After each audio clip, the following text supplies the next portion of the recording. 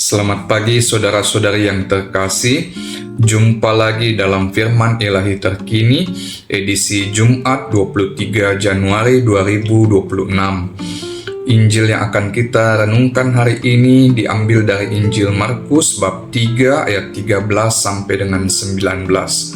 Saudara-saudari terkasih, dalam bacaan pertama hari ini dari kitab pertama Samuel, kita mendengar bagaimana Daud memiliki kesempatan untuk membalas dendam kepada Saul karena Saul ingin mencelakakannya.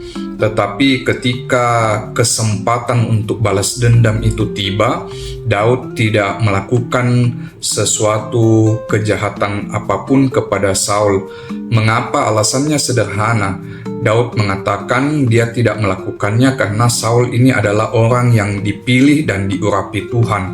Dalam bacaan Injil hari ini kita mendengar bagaimana Yesus memanggil ke-12 muridnya. Saudara-saudari terkasih, dalam pandangan atau kacamata kita, mungkin para murid yang dipilih Tuhan ini bukan orang-orang yang pas dan ideal dalam pandangan kita.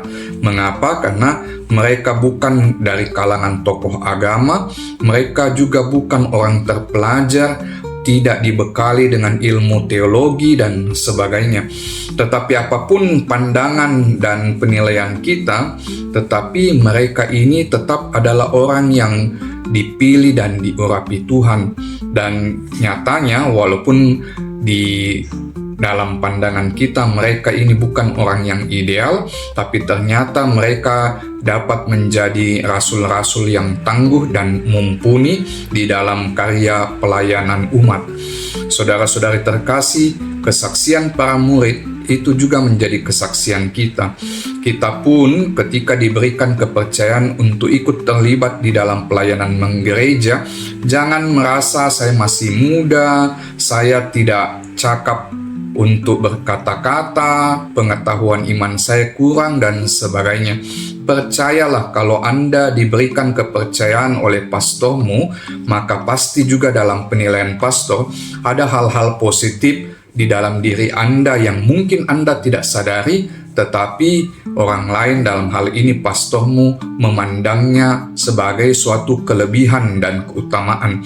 Maka yang dibutuhkan adalah sikap siap sedia untuk mau terlibat dan berkarya bersama, dan yakinlah kalau kita memiliki kehendak yang baik, Tuhan juga yang akan melengkapi segala kebutuhan dan kekurangan-kekurangan kita sehingga kita dapat melayani dengan optimal.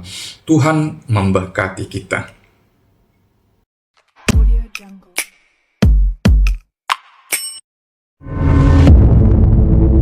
Shalom Sobat Filter terkasih. Anda mau menjadi pewarta? Ada cara mewartakan yang bagus.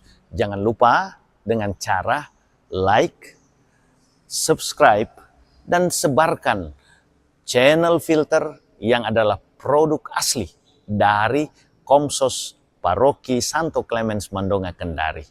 Tuhan Yesus memberkati, dan mari menjadi pekabar Injil yang unggul.